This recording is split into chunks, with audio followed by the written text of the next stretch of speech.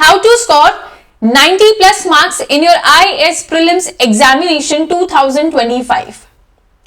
Hello everyone, IAS Cafe presents topic-wise analysis of previous year's questions from all the subjects of UPSC on this platform.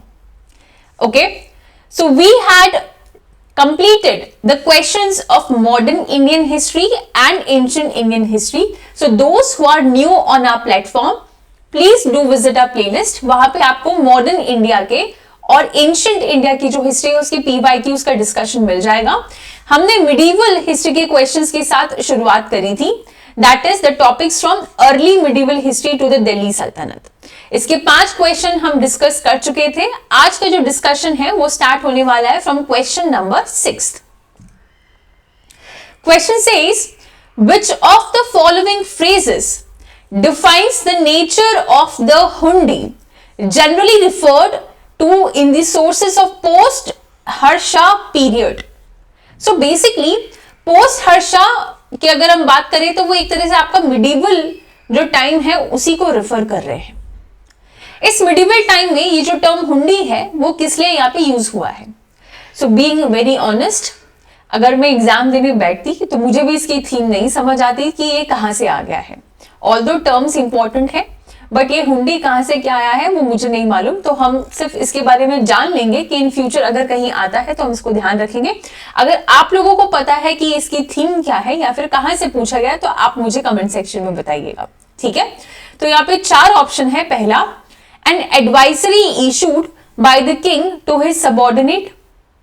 Second, a diary to be maintained for the daily accounts. Third, it is a bill of exchange. Fourth, an order from the feudal lord to his subordinate. तो इसका जो answer है वो है आपके पास क्या. हुंडी का मतलब क्या हो सकता है अगर गैस लगाना चाहो तो बताओ. ये आपके पास एक फाइनेंशियल इंस्ट्रूमेंट है. मिडिवल टाइम में जब भी ट्रेड वगैरह होते थे आपके पास जो पैसा आप जो देते थे ट्रेड या फिर जो क्रेडिट ट्रांजैक्शंस होते थे उसके लिए यहाँ पे जो टर्म यूज किया था सो इट वाज अ हुंडी. एक तरह से फाइनेंशियल इंस्ट्रूमेंट हुआ करता था. ऑलराइट, ठीक है. Now moving towards the next question, question number 7. ये क्वेश्चन इंपॉर्टेंट है, इसका थीम भी काफी इंपॉर्टेंट है. क्वेश्चन है, consider the following statement. Number 1, in the revenue administration of Delhi सल्तनत the in charge of the revenue collection was known as Amil. Second statement, the Ikta system of Sultan of Delhi was an ancient indigenous institution. Third statement, the office of Mir Bakshi came into existence during the reign of Khilji Sultanate. पहले यहाँ पे answer देख लेते हैं फिर हम इसको detail में डिस्कस करेंगे. तो यहां पे अगर मैं आंसर की बात करती हूं तो वो हो जाएगा ऑप्शन नंबर ए. कैसे? जो आमिल है, यस, इंचार्ज जो थे रेवेन्यू कलेक्शन को उनको आमिल बोला जाता था. और अगर हम एकता सिस्टम की बात करें तो ये दिल्ली सल्तनत में ही शुरुआत हुई थी इसकी. It is not from the ancient indigenous institution, तो ये गलत है. और अगर थर्ड स्टेटमेंट में मीर बख्शी की बात करते हैं, it was not during the Khilji sultanate, it was during the Mughals. ठीक है, तो इस क्वेश्चन से हमको 2 चीज समझ आती है. एक, दिल्ली का एडमिनिस्ट्रेशन, दिल्ली सल्तनत का एडमिनिस्ट्रेशन इंपॉर्टेंट है और मुगल्स के टाइम पे जो एडमिनिस्ट्रेशन है वो इंपॉर्टेंट है. और दिल्ली सल्तनत में specially they have talked about the iqta system. तो क्वेश्चन का आंसर ए है. But now we will be discussing what about the Ikta system and about Delhi administration and the Mughal administration. इनको हम यहाँ पे डिस्कस करने वाले हैं. सबसे पहले बात करते हैं about the इक्तादारी सिस्टम. ये जो इक्तादारी सिस्टम है ये बहुत ही यूनिक टाइप का लैंड डिस्ट्रीब्यूशन सिस्टम था. एक एडमिनिस्ट्रेटिव सिस्टम था जो कि दिल्ली सल्तनत में इल्तुतमिश के टाइम पे चालू किया गया था. तो ये चीज आप इंपॉर्टेंटली ध्यान रखेंगे कि इक्तादारी सिस्टम दिल्ली सल्तनत में शुरुआत हुई थी इसकी एंड किसके टाइम पे, इल्तुतमिश के टाइम पे.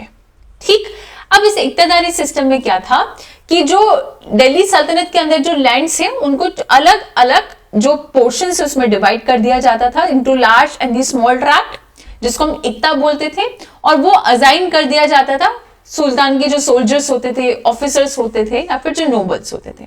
ठीक है, so what I am trying to say is, for example where I am having this space, okay, यहां देख लेते हैं। For example this is your land under Delhi sultanate, इनको यहाँ पे अलग अलग ट्रैक्ट्स में डिवाइड कर दिया, तो ये जो अलग अलग पोर्शंस यहाँ पे डिवाइड हुआ है इसी को यहाँ पे इक्ता बोला गया। ठीक है, so this was basically known as iqta. Mughals के टाइम पे ये प्रोविंसेस या सूबास होते थे। ठीक है, अब यहाँ पे इक्तादारी सिस्टम में ही एक टर्म आता है दैट इज आमिल। आमिल कौन होता था? आमिल was a person who was in charge of the revenue collection। वो पर्सन जो कि रेवेन्यू कलेक्ट करता था वो यहाँ पे आमिल कहलाता था। ठीक है, तो ये हमारे पास क्लियर हो गया। अब हम अगर मीर बख्शी के टाइम की बात करें, ये मुगल का जो एडमिनिस्ट्रेशन है उसका पार्ट है, it was not part of the Delhi सल्तनत। ठीक है, नेक्स्ट क्वेश्चन, क्वेश्चन नंबर 8। अब बढ़ते हैं हम जो हमारा क्वेश्चन नंबर 8 है उसकी तरफ। Which one of the following foreign travelers elaborately discussed about diamonds and diamond mines of India? First option, Francois Bernier. Second option, Jean Baptiste Tavernier. Third, Jean de Thévenot. And fourth, Abbé Barthélemy Carré. इनमें से कौन से foreign traveller थे जिन्होंने बात करी थी regarding the diamonds? तो यहां पे आंसर हो जाएगा बी। जो फ्रेंच जूलर थे दैट इज जीन बैप्टिस्टी टेवर्नियर, ये इंडिया में आए थे कम से कम 6 बार। ही ट्रेवल्ड इंडिया फॉर 6 टाइम, और ये बहुत ही ज्यादा फैसिनेटेड थे with the trading conditions of India. उनको बहुत ज्यादा पैसा दिखता था यहाँ पे, राइट? और ये बहुत ज्यादा फेमस इसलिए है because he was a diamond merchant and he was very interested in the diamonds of India and he visited various diamond mines over here, especially जो कि डेक्कन वाले एरिया में थी। ठीक है, तो इस क्वेश्चन का जो आंसर है वो क्या हो जाएगा आपके पास? B. Now there is one task for you. You have to go and search on the Google about Francois Bernier, about the Jean de Thévenot and Abbé Barthélemy Carré. इन तीनों के बारे में आप गूगल पे सर्च करेंगे और इनके बारे में भी आपको इंफॉर्मेशन होनी चाहिए। ठीक है, okay, moving towards the next question, question number 9। In the medieval India the designations that is the mahattara and the patkila were used for. तो यहाँ पे 2 डेजिग्नेशंस दे रखी है that is mahattara and patkila. ये डेजिग्नेशंस किन के लिए यूज की जाती थी मिडिवल हिस्ट्री में? क्या ये मिलिट्री ऑफिसर्स के लिए यूज की जाती थी, या फिर विलेज हेडमैन को बोला जाता था, और द स्पेशलिस्ट इन द वैदिक रिचुअल्स, और the chief of craft guild? देखो सी तो आप हटा दो क्योंकि वैदिक रिचुअल्स तो एंशिएंट इंडियन हिस्ट्री का पार्ट है, it is part of ancient Indian history. और यहां पे इन्होंने पूछा कि मिडिवल टाइम में ये यूज होता था, तो option C you can eliminate. अब हमारे पास 3 बचते हैं, military officers, village headman and chief of craft guild. तो बताइए इसका क्या आंसर हो सकता है?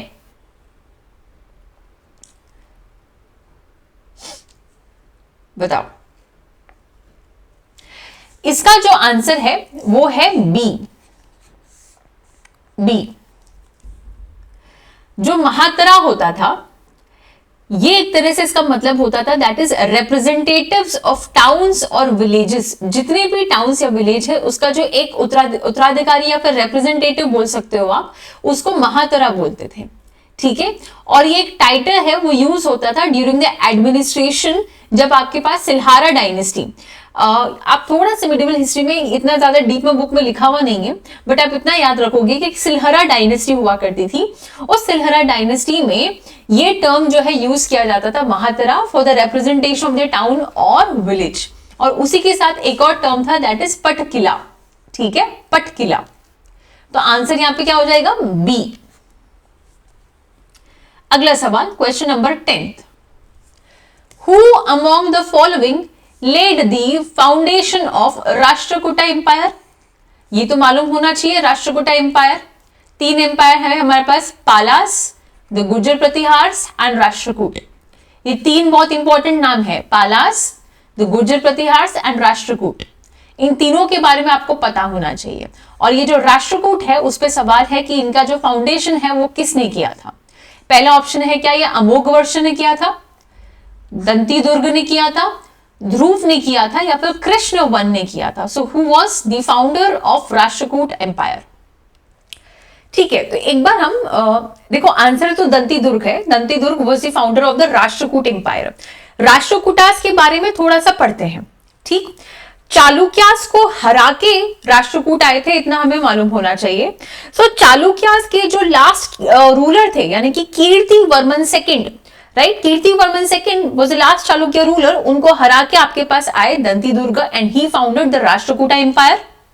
और राष्ट्रकूटा एम्पायर जो थी उसकी कैपिटल क्या थी, मान्याखेड़ या फिर मालाखेड़, राइट। तो अगर फाउंडर की बात करेंगे तो हमारे पास क्या हो जाएगा, दंती दुर्ग। अब उनके बाद में जो नेक्स्ट इंपॉर्टेंट किंग यहां पे रहा है वो है कृष्ण वन। कृष्ण वन, इन्होंने, इनके बारे में अगर कुछ याद रखना है तो वो ये है that he build the Kailash temple at the Ellora, जो कि एक रॉक कट शिवा टेम्पल था। फिर इनके बाद इंपॉर्टेंट राजा थे गोविंद III, और फिर है ध्रुव, और फिर है अगर गोविंद III और अमोघवर्ष की बात करते हैं, इन दोनों के बहुत ही इंपॉर्टेंट कार्य रहे हैं during the Rashtrakuta empire. If I talk about the Govind III, he attacked the Kannauj, यानी कि जो प्रतिहार्स के जो नागभट्ट थे उस पे उन्होंने अटैक किया। ही एनेक्स्ड द मालवा रीजन, और वो साउथ की तरफ भी गए। इन्होंने उस वक्त जो पल्लव्स, पांड्यास, चोल थे उनको भी टेरिफाई किया, श्रीलंका के रूलर को भी हराया। और अगर अमोघवर्ष की बात करते हैं, so he was into religion, into literature, and उन्होंने फर्स्ट कन्नड़ा बुक भी लिखी थी एज अ पोयम जिसका नाम था कविराज मार्ग। ठीक है, तो बेसिकली यहां पे हमको मालूम है फाउंडर दंती दुर्ग है, और अमोघवर्ष के बारे में लिटरेचर से रिलेटेड बात करी, कृष्ण वन और ध्रुव है। तो बेसिकली कृष्ण वन ने क्या टेम्पल बनाया है, क्या किया है, टेम्पल बनाया है, कैलाश टेम्पल। ठीक है, next question, question number 11। Consider the following statement. Muhammad bin Tughlaq issued a new gold coin which was called the dinar by Ibn Battuta. Second, Muhammad bin Tughlaq wanted to issue token currency in gold coin to promote trade with the West Asian and North African countries. तो ये है आपके पास Tughlaq dynasty से question. Tughlaq में हम पढ़ते हैं गियासुद्दीन तुगलक, फिर मोहम्मद बिन तुगलक, फिरोज शाह तुगलक, और एक और इंपॉर्टेंट चीज कि लास्ट तुगलक रूलर कौन था, नसीरुद्दीन तुगलक। और लास्ट तुगलक यानी कि नसीरुद्दीन रूलर जो थे आपके पास, तुगलक जो थे, उन्हीं के टाइम पे तैमूर ने इन्वेड किया था। ठीक है, तो बेसिकली यहां से जो इंपॉर्टेंट सवाल आ रहे हैं कि तैमूर को इन्वेजन को लेके आ रहे हैं, that is the last Tughlaq ruler कौन था, नसीरुद्दीन तुगलक। उनके टाइम पे तैमूर ने इन्वेड किया। और फिर यहाँ पे मोहम्मद बिन तुगलक के जो भी उन्होंने अलग अलग एक्सपेरिमेंट किए उन पे सवाल आ रहा है। तो यहाँ पे असर्शन तो एकदम करेक्ट है कि हाँ, उन्होंने जो नए गोल्ड के कॉइन्स जो है इशू किए थे, ठीक है, जिसको दिनार बोला था इब्न बतूता ने, लेकिन रीजन यहाँ पे गलत है। ये बेसिकली टोकन करेंसी उन्होंने इशू की थी बिकॉज उनको लग रहा था कि शॉर्टेज हो रहा है of the gold and silver. ठीक है, सो हम बात कर रहे थे यहाँ पे मोहम्मद बिन तुगलक की रीजन की वजह से कि उन्होंने टोकन करेंसी इशू क्यों की थी। देखो, टोकन करेंसी इशू करने के पीछे जो रीजन था वो ये था कि उनको लग रहा था shortage of the precious metals, जैसे कि गोल्ड है और जो सिल्वर है, इनकी 14th सेंचुरी में काफी शॉर्टेज उनको फील हुई, और यही रीजन था कि उन्होंने टोकन करेंसी इशू की। बट हालांकि ये एक बहुत बड़ा फेलियर हुआ। जो टोकन करेंसी है वो इकोनॉमिक मेजर्स जो थे उनके हिसाब से फेलियर हुआ, इन्फ्लेशन भी हुआ, काफी चीजें थी जिसकी वजह से ये काम नहीं किया उनकी तरकीब। बट दिस इज लाइक खत्म। ये ऐसा बोलते हैं कि वो पढ़ा लिखा गवार था। आई मीन ही बहुत ज्यादा पढ़ लिए थे, वो बहुत ज्यादा उनका माइंड चलता था, बट जो ग्राउंड रियलिटीज होनी चाहिए थी उनके साथ वो मैच नहीं कर पा रहे थे, जनता उनके साथ कनेक्ट नहीं कर पा रही थी। ठीक है, तो ये रीजन था कि उन्होंने एक्सपेरिमेंट बहुत किए लेकिन काम नहीं आ रहे थे। तो इसका आंसर हो जाएगा that assertion is correct but R is reason is false. ठीक है, so these were the 5-6 questions of today's video.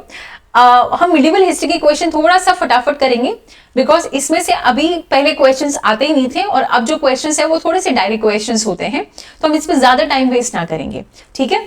हम मिलते हैं अगले वीडियो के साथ जिसमें हम अगले 5 सवाल लेके आएंगे। तब तक के लिए आप हमें सपोर्ट कर सकते हैं हमारे चैनल को सब्सक्राइब करके, लाइक करके, शेयर करके। Be free to ask any kind of question on our comment section. Be free to give us any kind of feedback on our comment section. And you can join our Telegram channel. You will get the updates of the videos there. Thank you so much.